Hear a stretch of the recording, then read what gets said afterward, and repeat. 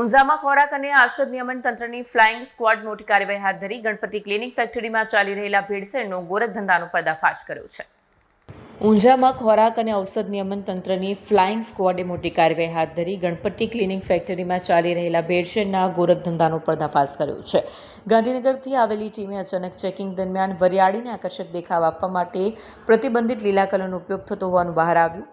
તપાસ દરમિયાન સ્થળ પરથી અંદાજે 3,548 કિલોગ્રામ વરિયાળી અને લગભગ 140 કિલોગ્રામ પ્રતિબંધિત લીલો એડલ્ટરન્ટ કલર મળી આવ્યો હતો.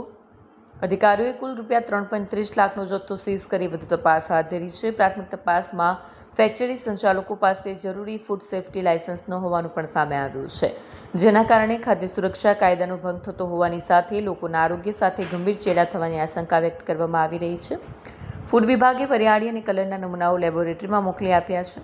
રિપોર્ટ આવ્યા બાદ ફેક્ટરી સંચાલકો સામે કડક કાનૂની કાર્યવાહી હાથ ધરવામાં આવશે તેવી માહિતી અધિકારીઓએ આપી હતી. વિડીયો જર્નાલિસ્ટ ભાવિન ભાવસાર સાથે સત્ય ટીવી ન્યૂઝ, મહેસાણા.